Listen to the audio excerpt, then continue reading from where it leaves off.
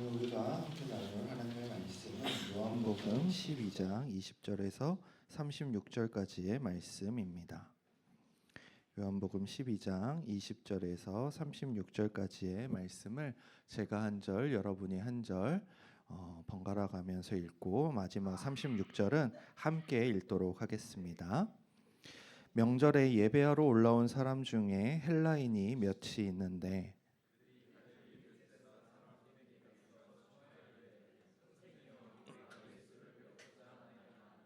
빌립이 안드레에게 가서 말하고 안드레와 빌립이 예수께 가서 여쭈니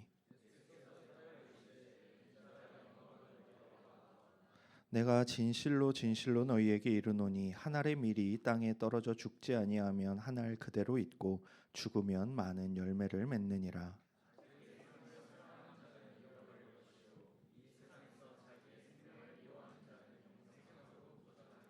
사람이 나를 섬기려면 나를 따르라. 나 있는 곳에 나를 섬기는 자도 거기 있으리니 사람이 나를 섬기면 내 아버지께서 그를 귀히 여기시리라.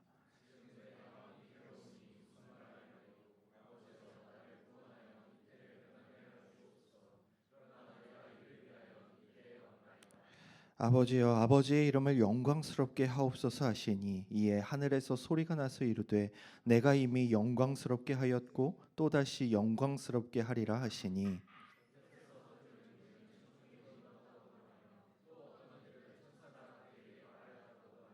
예수께서 대답하여 이르시되 이 소리가 난 것은 나를 위한 것이 아니요 너희를 위한 것이니라.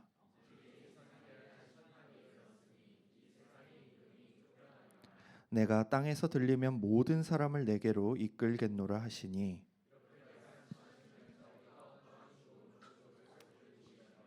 이에 무리가 대답하되 우리는 율법에서 그리스도가 영원히 계신다 함을 들었거늘 너는 어찌하여 인자가 들려야 하리라 하느냐. 이 인자는 누구냐.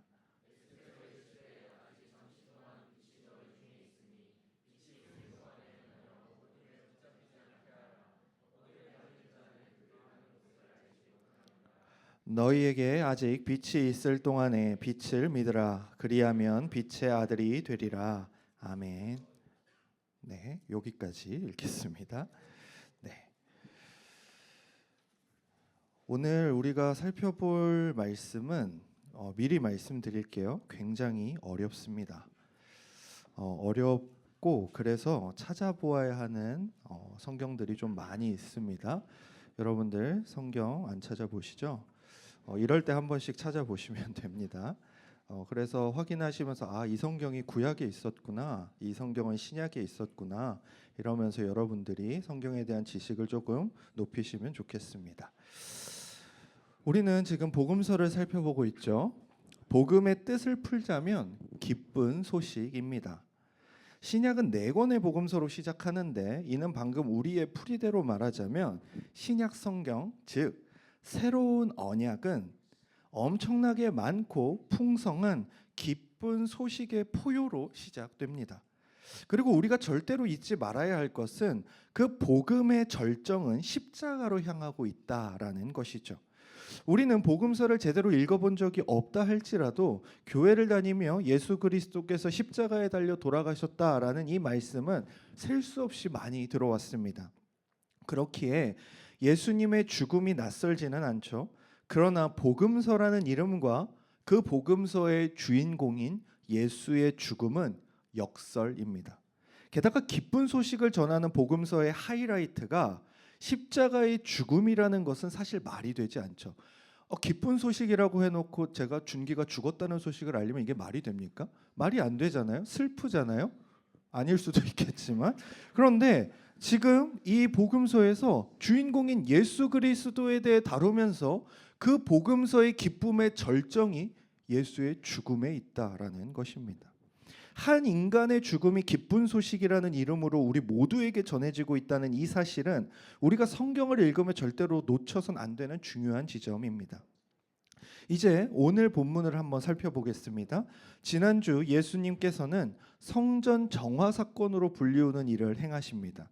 그리고 이제 곧 예수님 자신께서 우리의 참되고 온전한 성전이 되어 주실 것이라는 그 사실과 예수 그리스도께서 성전이 참된 의미를 회복하게 하셨을 때 주님 앞에 주님을 의지하는 자들이 나오고 어린아이들이 예수님을 찬양하는 장면을 통해 이제 메시아께서 이루실 회복의 때가 이르렀다라는 것을 우리는 느낄 수 있습니다.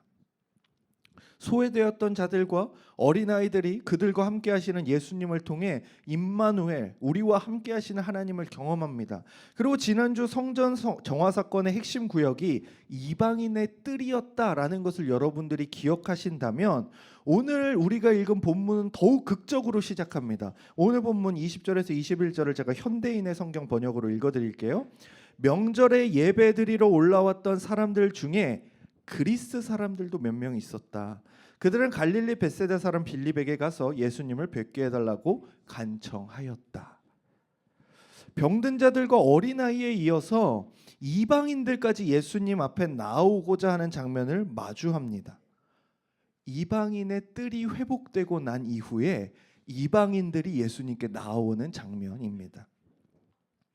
이 사실만으로도 엄청 놀라운 일이지만 더욱 놀라운 것은 자신에게 나오는 이방인들이 있음을 들으신 예수님의 반응입니다. 23절이죠. 예수께서 대답하여 이르시되 인자가 영광을 얻을 때가 왔도다.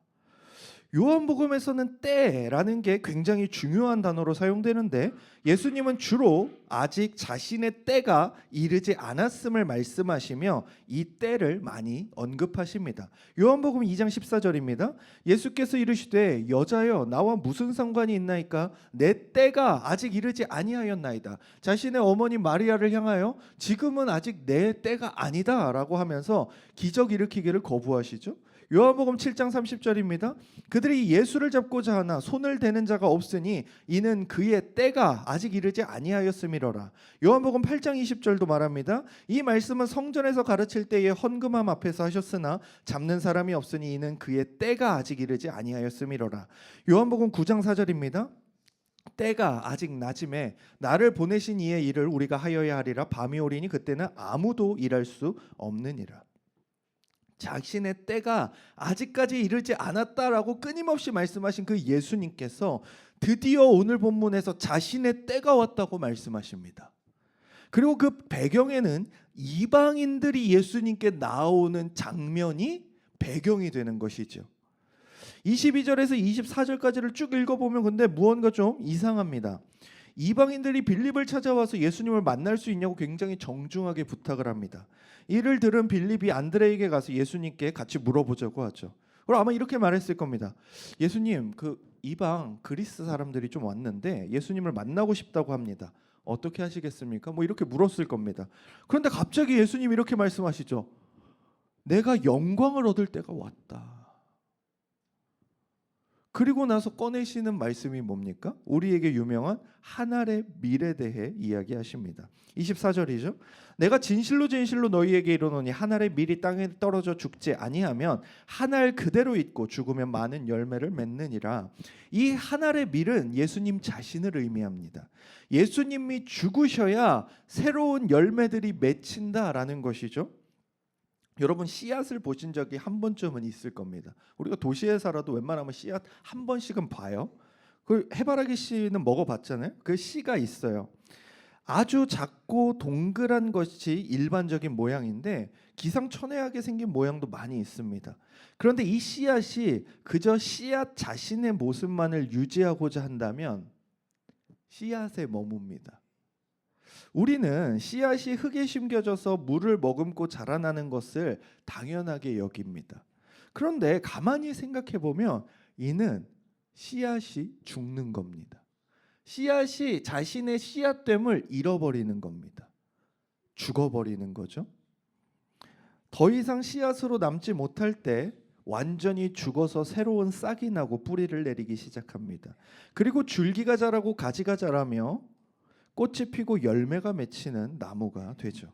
이것이 그리스도 예수께서 우리에게 보여주시는 예수님이 이 땅에서 감당하실 기쁜 소식에 대한 그림, 이미지입니다. 나무가 열매를 맺는 그 시작점은 어디입니까? 바로 씨앗이 죽는 그 지점입니다. 그로 말미암아 뻗은 나무에서는 수많은 열매가 때마다 철마다 맺힙니다. 오늘 본문을 통하여 예수 그리스도께서는 바로 이러한 씨앗의 비유를 통해 자신의 죽음으로 이루어질 사역의 모습이 어떠한 것인지를 보여주시는 겁니다. 열매는 나무에서 맺힙니다. 나무를 통하지 않고 맺히는 열매는 없습니다. 그렇기에 우리의 첫 시작이었던 그 불순종한 첫 아담이라는 뿌리를 가진 나무에서 자라는 모든 열매는 좋은 열매일 수가 없습니다. 왜 그럴까요?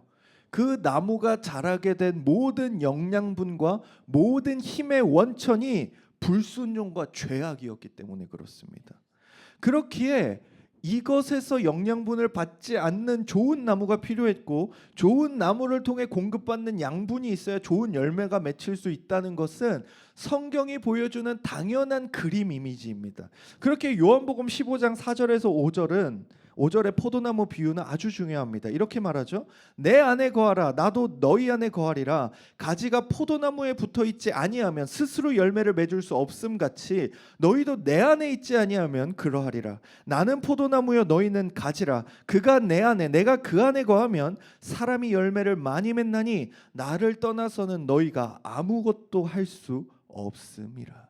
그리스도께서는 끊임없이 자신을 믿고 구원받는 자들을 자신과 동일시하십니다.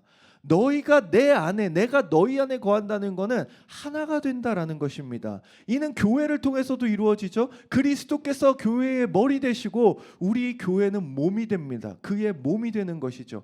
한 지체가 되는 것입니다. 이 말씀이 우리에게 알려주는 바가 무엇입니까? 오직 예수를 통해서만 참된 힘과 능력을 공급받을 수 있다는 사실입니다. 그러나 여전히 아담에게 속한 자요 세상에 속한 자로 살아가는 자들은 자신들도 좋은 영양분을 공급받고 있다고 말합니다. 성공, 명예, 부, 건강, 그리고 사랑하는 가족, 자신도 만족하고 또한 모든 사람들이 부러워할 만한 것들이 자신에게 공급되고 있음에 만족합니다. 이게 바로 옛 아담에게 속한 자들이요 세상에 속한 자들이 자신의 만족을 누리는 방법이고 자신이 건강하다고 느끼는 지점이며 자신이 행복하다고 말하는 그 지점인 것입니다.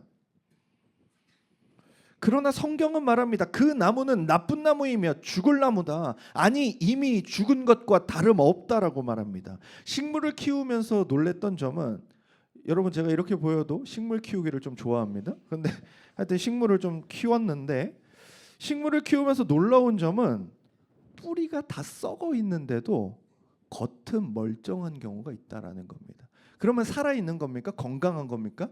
아니요. 곧 죽을 겁니다. 왜요? 뿌리가 말랐으니까요. 곧 바짝 말라서 죽을 겁니다. 마치 우리의 인생과 같습니다. 이 세상에서 얻는 그 공급되는 것들로 여러분 즐거우십니까? 영원할 것 같습니까? 7, 80년 내에 바짝 말라 죽을 것입니다.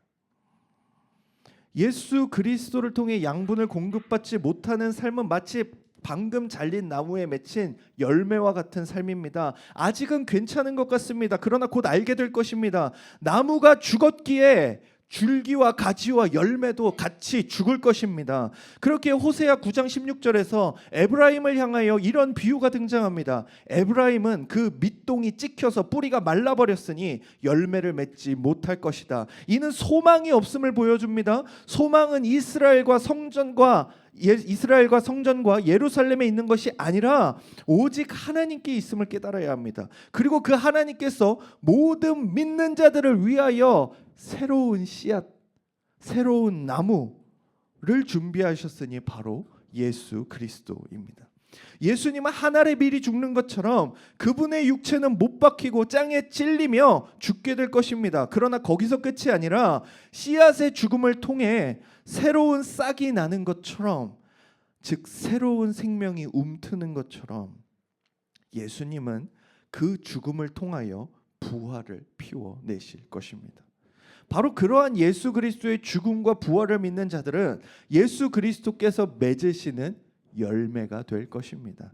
그렇다면 예수 그리스도의 죽으심은 어떻게 우리에게 적용될 수 있을까요? 25절에서 26절이 그 적용의 방법을 말해줍니다. 자기의 생명을 사랑하는 자는 잃어버릴 것이요 이 세상에서 자기의 생명을 미워하는 자는 영생하도록 보존하리라. 사람이 나를 섬기려면 나를 따르라. 나 있는 곳에 나를 섬기는 자도 거기 있으리니 사람이 나를 섬기면 내 아버지께서 그를 귀히 여기시리라. 자기 생명을 사랑하는 자는 잃어버릴 것이고 이 세상에서 자기 생명을 미워하는 자는 영생하도록 보존할 것이라고 말씀하십니다. 자기를 사랑하면 자기를 잃을 것입니다. 이게 무슨 말입니까? 이 욕망이 가득하고 옛 아담의 후손으로서 나에게 주어진 세상의 것들을 나의 욕망으로 바라보고 내가 취하고 싶은 것들을 취하는 그 자들은 자기를 잃을 것이라는 겁니다. 여러분, 매트릭스라는 영화를 아십니까? 아셔야 됩니다. 네. 그래야 제가 여러분에게 뭐를 좀 말할 수 있어요. 이 매트릭스라는 영화를 보면 영화의 주인공인 네오가 있습니다. 키아누 리브스죠. 여러분에게는 존 윅으로 더 유명한 그 사람. 그 네오가 자신이 살아가는 세계가 진짜가 아닐 것 같다는 의심을 하게 되고 여러 사건을 거쳐서 이제 그것을 확인할 수 있는 상황을 마주합니다. 모피어스라는 사람이 나타나서 빨간 약과 파란 약을 내밀며 빨간 약을 먹으면 고통스럽겠지만 진실을 마주하게 되고 파란 약을 먹으면 그냥 지금의 삶을 살아갈 것이라고 이야기합니다. 주인공은 빨간 약을 먹고 자신이 진짜라고 여기며 살아온 세계가 모두 가짜, 가상현실이라는 사실을 깨닫게 됩니다. 정작 자기 자신은 인큐베이터에 갇힌 인간 건전지 신세였다는 것을 깨닫게 되죠. 매트릭스라는 영화 자체가 기독교적인 가치를 반영한 영화는 아닙니다. 그런데 우리에게 통찰력을 제공합니다. 많은 사람들이 기독교의 복음을 통해서 우리가 처한 상태를 아는 것을 거부합니다.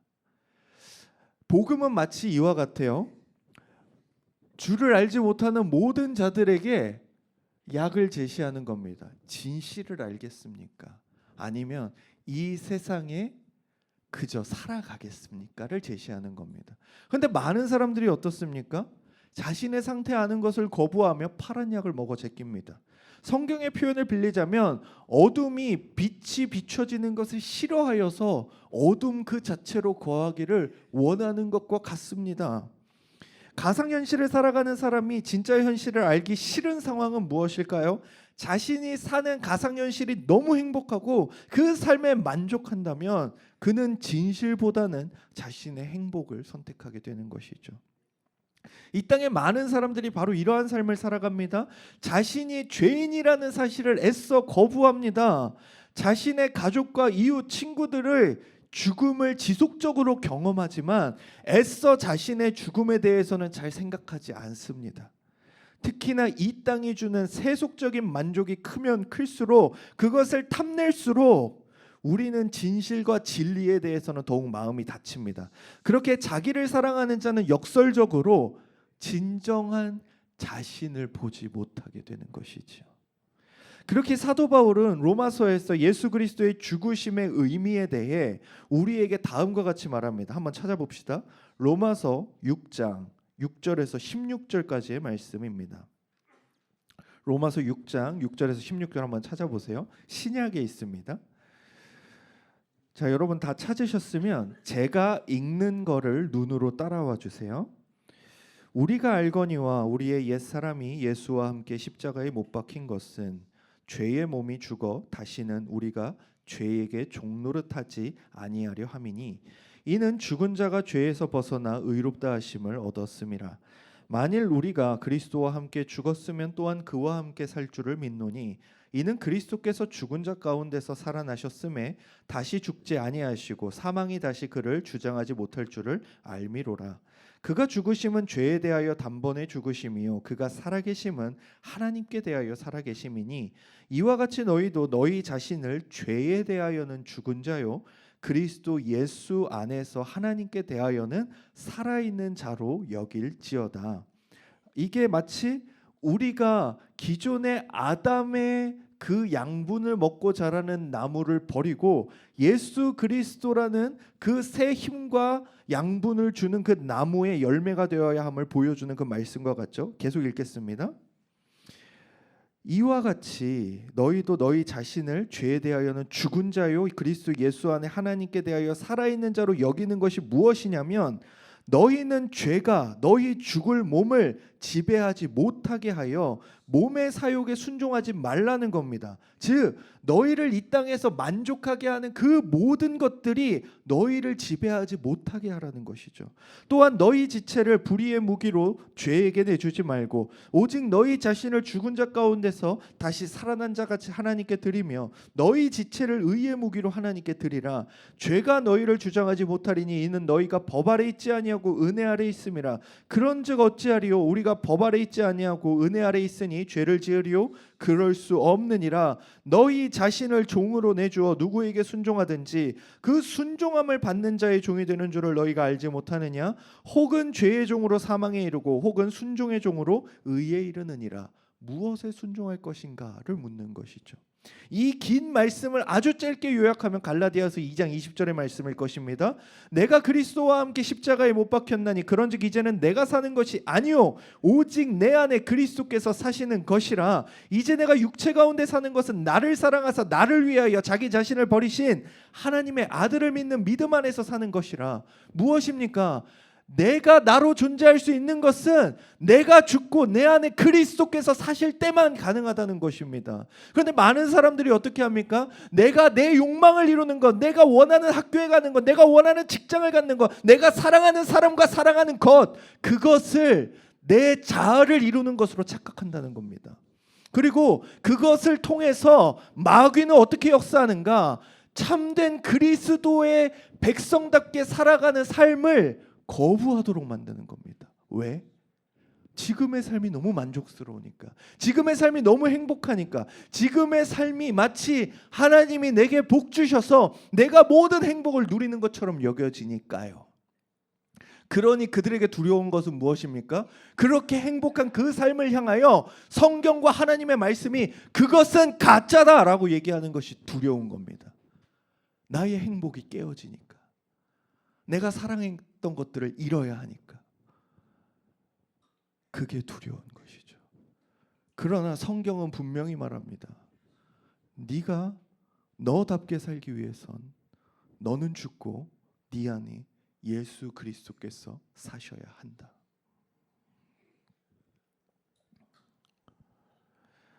내가 죽어야 진정한 나로 살아갈 수 있습니다. 세상을 사랑하던 내가 죽어야 합니다. 나의 만족을 최우선시하는 내가 죽어야 합니다. 하나님의 말씀을 내 입맛에 맞추고 나를 위로하는 용도로 사용했던 내가 죽어야 합니다. 즉 진정한 자기 부인이 있어야 합니다. 그런데 이러한 자기 부인에 대해 말씀하신 예수님께서 갑작스럽게 이해하기 힘든 말씀을 또 하십니다. 오늘 본문 27절에서 28절 상반부입니다. 지금 내 마음이 괴로우니 무슨 말을 하리요? 아버지여 나를 구원하여 이때를 면하게 하여 주옵소서. 그러나 내가 이를 위하여 이때에 왔나이다. 아버지여 아버지의 이름을 영광스럽게 하옵소서. 하나님의 아들이신 예수님께서는 참된 인간으로 이 세상에 오셨습니다. 그러나 놀랍게도 예수님에게 있어서 하나님의 뜻과 계획을 따르는 것은 참된 기쁨이기도 하지만 엄청난 고통이기도 했습니다. 하나님의 뜻과 계획이 바로 예수 그리스도의 죽음에 있었기 때문입니다. 이는 단순한 죽음이 아니라 하나님께 저주를 받고 하나님으로부터 외면당하셔야 하는 고난과 고통이었습니다. 예수님은 자신의 참된 인간, 즉 인성적 측면의 고통을 자신의 신성적인 측면으로 없는 셈 치지 않으십니다. 오히려 자신이 인간으로서 고민하고 염려되고 고통스러운 그것을 제자들 앞에서도 말씀하십니다. 이 땅을 살아가는 사람으로 겪는 모든 유혹과 고난, 힘듦, 어려움을 고스란히 겪어내십니다. 이로 인한 모든 괴로움을 숨기지 않죠. 그리고 이것이 주를 믿고 따르는 우리에게 가장 훌륭한 모범이요 따라가야 할 발자취가 됩니다. 그것이 바로 27절에서 28절 상반부의 말씀이었습니다. 예수님이 평생토록 자신의 고난을 하나님께 기도하십니다. 예수님께서요. 인간으로서 사시면서 하나님 아버지, 나 저 십자가는 못 지겠습니다. 하나님과 끊어지는 그것 저 감당 못 하겠습니다. 그래서 무엇을 말합니까? 이 때만을 기다려 오신 그 예수님께서 이 때를 면하게 해달라고 말씀하시는 겁니다.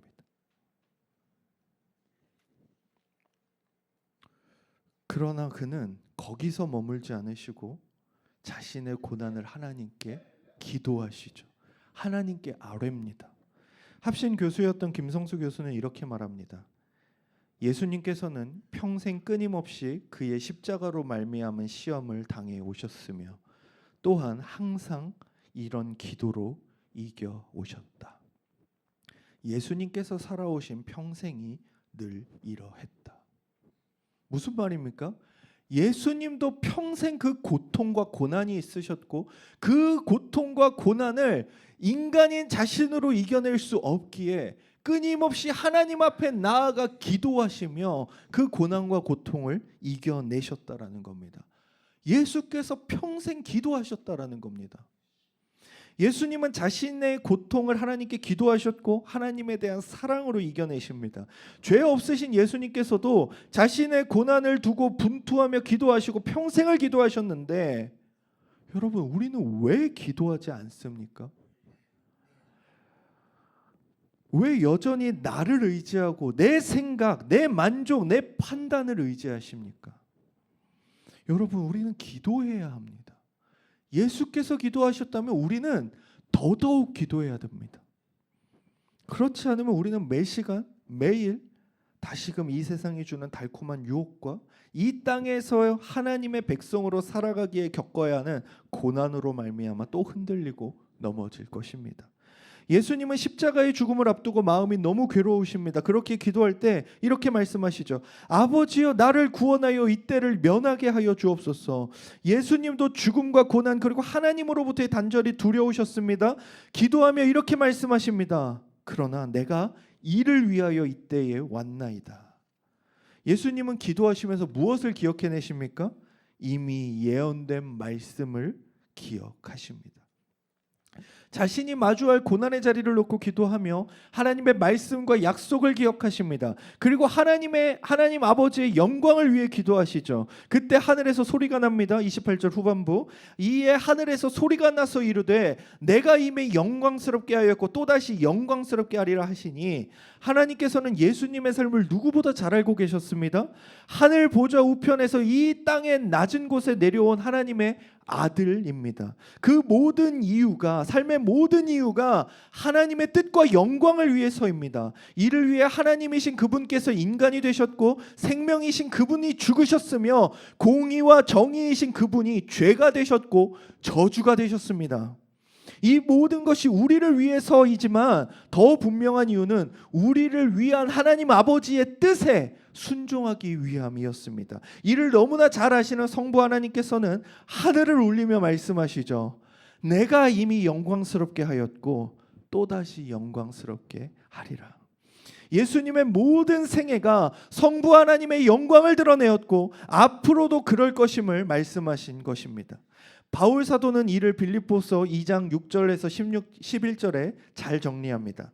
그는 근본 하나님의 본체시나 하나님과 동등됨을 취할 것으로 여기지 아니하시고 오히려 자기를 비워 종의 형체를 가지사 사람들과 같이 되셨고 사람의 모양으로 나타나사 자기를 낮추시고 죽기까지 복종하셨으니 곧 십자가에 죽으심이라. 이러므로 하나님이 그를 지극히 높여 모든 이름 위에 뛰어난 이름을 주사 하늘에 있는 자들과 땅에 있는 자들과 땅 아래에 있는 자들로 모든 무릎을 예수의 이름에 꿇게 하시고 모든 이름으로 예수 그리스도를 주라 시인하여 하나님 아버지께 영광을 돌리게 하셨느니라. 여러분, 그런데 이 놀라운 구절의 핵심은 사실 5절에 있습니다. 5절은 무엇인가? 너희 안에 이 마음을 품으라 곧 그리스도 예수의 마음이니 하시면서 오늘 방금 우리가 읽은 말씀이 등장합니다. 하나님의 영광을 위하여 자신을 낮추시고 복종하시며 죽기까지 순종하신 예수 그리스도의 마음과 삶을 우리가 본받아야 합니다. 그것이 우리의 삶입니다. 우리가 이 마음을 품어야 하는 이유가 바로 오늘 요한복음 30절에 나오죠. 예수께서 대답하여 이르시되 이 소리가 난 것은 나를 위한 것이 아니요 너희를 위한 것이라. 예수님의 순종을 통하여 하나님의 이름을 영광스럽게 하는 삶을 통하여 가장 큰 복과 은혜를 받은 것이 예수를 믿는 우리이기 때문입니다. 그리고 이제 그 은혜를 받은 자들이 예수 그리스도의 제자로서 삶을 어떻게 살아가야 할지 알려주는 것이죠. 우리 역시 하나님의 이름의 영광을 위하여 살아가야 합니다. 31절에서 36절에는 예수께서 이제 정말 자신의 때가 가까이 이르렀음을 말씀하십니다. 32절에서 33절입니다. 내가 땅에서 들리면 모든 사람을 내게로 이끌겠노라 하시니, 이렇게 말씀하심은 자기가 어떠한 죽음으로 죽을 것을 보이심이러라. 예수님은 십자가에 달리시고 모든 사람들 위에 들리실 것입니다. 이 말씀은 하나님을 원망하던 광야의 이스라엘에게 하나님이 내린 심판 사건을 기억하게 합니다. 민수기 21장 6절에서 9절입니다. 여러분 찾아보세요. 민수기 21장 구약에 있습니다. 6절에서 9절 다 찾으셨으면 눈으로 따라오시면 됩니다.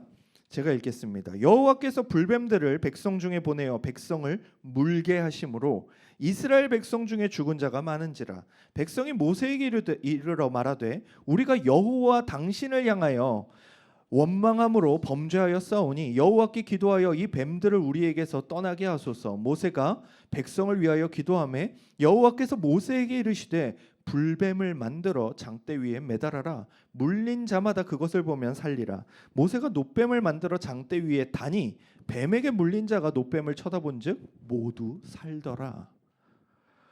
하나님을 원망하는 자들이 하나님의 심판을 당하여 이제 불뱀들이 와서 막 물어서 죽어가게 되는 상황입니다. 마치 죄로 인해 죽어가는 우리와 같습니다. 불뱀에게 물려 죽어가는 것처럼 우리도 뱀으로 나타난 사탄 마귀의 유혹에 넘어진 아담의 후손으로서 죽어갑니다. 그들도 우리도 살 방법이 없습니다. 그들은 하루를 채 버티지 못할 것이고 우리는 100년을 채 버티지 못할 것입니다. 그런데 그때 하나님께서 뱀의 모양, 즉 그 인간들을 다 깨문 불뱀의 모양으로 불뱀의 모양을 만들어서 장대 위에 걸라고 하십니다. 이상하지 않습니까? 우리를 다 문 게 저 불뱀인데 그 불뱀을 만들어서 들어서 그것을 보는 자는 다 살 거라고 말합니다. 그것이 하나님이 그들을 살려주기로 정한 방식입니다. 뱀에 물려가는 자들이 뱀을 보아야 살게 됩니다. 그런데 놀라운 일은 정말로 그 뱀을 보니 삽니다. 우리도 마찬가지죠. 불순종한 아담으로 인하여 죄와 죽음에 처하게 되었습니다. 그런데 두 번째 아담이 왔고 이제 그를 믿는 모든 자는 생명을 얻을 것입니다. 바로 예수 그리스도입니다. 한 인간으로 말미암아 죄와 사망이 우리 가운데 들어와서 우리가 모두 죽게 되었는데 다시금 한 인간을 바라보면 산다라는 겁니다. 이것이 하나님이 우리에게 정하신 방식입니다. 요한복음 3장 14절에서 17절의 말씀입니다. 한번 찾아보세요. 요한복음 3장 14절에서 17절. 특히 이 요한복음은 우리가 지금 읽은 요한복음 본문과 이어지는 본문이기에 여러분이 표시를 해두시면 좋습니다. 제가 읽겠습니다. 모세가 광야에서 뱀을 든 것 같이 인자도 들려야 하리니 이는 그를 믿는 자마다 영생을 얻게 하려 하심이니라. 하나님이 세상을 이처럼 사랑하사 독생자를 주셨으니 이는 그를 믿는 자마다 멸망하지 않고 영생을 얻게 하려 하심이라. 하나님이 그 아들을 세상에 보내신 것은 세상을 심판하려 하심이 아니요 그로 말미암아 세상이 구원을 받게 하려 하심이라. 여러분, 우리가 너무 잘 아는 하나님이 세상을 이처럼 사랑하사 이 말씀이 바로 이 본문 속에서 이어지는 겁니다. 인자가 장대에 달리는 그 뱀처럼 들려야 그 인자를 보는 사람들이 살 것이라는 그 말씀 가운데 이 요한복음 3장 16절의 말씀이 등장하는 것이지요. 그런데 그때 이 말씀을 들은 무리 중 어떤 사람들이 예수께 말합니다. 34절. 이에 무리가 대답하되 우리는 율법에서 그리스도가 영원히 계신다 함을 들었거늘 너는 어찌하여 인자가 들려야 하리라 하느냐? 이 인자는 누구냐? 예수님이 땅에서 들린다고 말씀하시자 이를 듣던 사람들은 이상하게 생각한 겁니다. 예수 저자는 자신이 메시아인 것처럼 계속 말하고 있는데 왜 그 인자가 이 땅을 떠날 것처럼 이야기하는 것인가? 여러분, 예수님의 말씀을 듣던 자들도 구약을 알았고 하나님이 예언하신 말씀을 알고 있었습니다. 저는 여러분들이 이 사람들만큼이라도 질문을 하면 너무 좋을 것 같아요. 왜냐하면 이 사람들은 성경을 알고 질문하고 있거든요. 아니, 듣다 보니까 이거 성경에서 조금 이상한 말씀인데, 메시아는 분명히 이 땅에 오셔서 우리가 영원히 살 것이라 말씀하시는데 왜 본인이 메시아라고 주장하는 저 예수는 우리한테 메시아라고 주장하면서 자신은 이제 곧 떠날 것처럼 말하고 있는가? 성경을 아니까 하는 말이에요. 우리처럼 모르면 어떻게 하죠? 그냥 그렇구나 하고 지나가는 거예요. 이들은 알았어요. 무엇을 알았는가? 시편 89편 3절에서 4절과 36절을 제가 이어서 읽어드릴게요. 주께서 이르시되 나는 내가 택한 자와 언약을 맺으며 내 종 다윗에게 맹세하기를 내가 너 다윗의 자손을 영원히 견고히 하며 너의 왕위를 대대에 세우리라 하셨나이다. 36절 그의 후손이 장구하고 그의 왕위는 해같이 내 앞에 항상 있으며 영원함을 강조하는 말씀입니다. 이사야 9장 7절입니다. 그 정사와 평강의 더함이 무궁하며 또 다윗의 왕자와 그의 나라에 군림하며 그 나라를 굳게 세우고 지금 이후로 영원히 정의와 공의로 그것을 보존하실 것이라 만군의 여호와의 열심히 이를 이루시리라. 영원히 정의와 공의로 다스리시겠다고 메시아가 그렇게 오시겠다고 약속했습니다. 에스겔 37장 25절입니다. 내가 내 종 야곱에게 준 땅 곧 그의 조상들이 거주하던 땅에 그들이 거주하되 그들과 그들의 자손손이 영원히 거기에 거주할 것이요 내 종 다윗이 영원히 그들의 왕이 되리라. 이들은 지금 이 말씀들을 다 알고 있는 겁니다. 그렇기에 메시아 곧 그리스도는 우리를 영원히 다스릴 분이다. 그런데 너는 그 메시아가 왜 떠날 것처럼 말하냐? 그 메시아가 너라며. 근데 왜 떠날 것처럼 들려야 한다라는 그 말을 통해 떠날 것처럼 말하느냐? 그들이 생각하기에 메시아는 영원히 이 땅에서 이스라엘을 다스릴 왕이었습니다. 이는 매우 바른 신앙이었습니다. 그런데 자신을 메시아라고 말씀하시는 예수님이 자신은 이 땅을 떠날 것처럼 말씀하시자 그들은 예수님은 율법과 선지자로 언급되는 구약이 말하는 메시아가 아닌가 보다라고 생각을 하기에 이른 것입니다. 그러나 우리는 알고 있습니다. 바로 그 예수께서 들리셔서 죽으시고 장사되시고 부활하사 승천하셔서 하늘 보좌 우편에 앉으셨다는 사실과 당신의 영이신 성령을 보내셔서 그 하늘 보좌에서 우리를 다스리고 통치하신다는 사실을 우리는 알고 있죠. 그러나 그들에게 아직 밝혀진 내용은 아니었던 것입니다. 오늘 본문의 장면에서 이러한 사실을 말하기는 아직 이릅니다. 그렇게 예수님께서는 그저 말씀하십니다. 아직 빛이 있는 동안에 빛을 믿으라. 말씀을 맺겠습니다. 오늘 설교의 제목은 영광과 죽음입니다. 성전을 정화하신 예수님 앞에 이방인들이 찾아왔을 때 예수님은 도무지 이해하기 쉽지 않은 오늘의 말씀을 하십니다. 이 말씀이 강조하는 것은 분명합니다.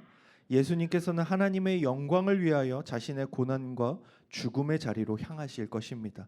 그런 예수님을 구원자로 믿는 자들은 영생을 얻을 것인데 예수님을 믿는 자들은 예수께서 사셨던 그 삶을 배우고 내 안에 내가 사는 것이 아닌 예수가 사는 삶을 살아가야 함을 말씀하십니다. 첫 아담은, 잘 들으세요. 첫 아담은 하나님과 같이 되고자 하나님의 말씀에 불순종하였습니다. 그로 인해 모든 사람에게 죽음이 닥쳤습니다. 그러나 둘째 아담은 하나님 아버지의 영광을 위하여 하나님의 아들이신 그분이 사람이 되십니다. 첫 번째 아담은 자신에게 주어진 자리에서 높아지려고 불순종을 하여 죄가 세상에 들어오게 하였으나 둘째 아담은 하나님이신 그분이 자신을 인간의 형체로 낮추십니다. 자신의 모든 영광을 내려놓고 종의 모습이 되셨고 생명이신 그분이 죽기까지 순종하십니다. 그리고 이로 말미암아 그를 믿는 모든 사람에게 영생이 흘러들어옵니다. 드디어 모든 만물이 기다려온 참된 하나님의 형상으로 살아가는 하나님의 자녀들이 이 땅 가운데 세워지는 날이 도래했습니다. 로마서 8장 17절에서 19절입니다. 우리가 하나님의 자녀라면 하나님의 상속자로서 그리스도와 공동 상속인이 되는 것입니다. 그러므로 우리가 그리스도와 함께 영광을 받으려면 그분과 함께 고난도 받아야 합니다. 지금 우리가 받는 고난은 앞으로 우리에게 나타날 영광과 전혀 비교가 되지 않는다고 생각합니다. 모든 피조물들은 하나님의 아들들이 나타나기를 애타게 기다리고 있습니다.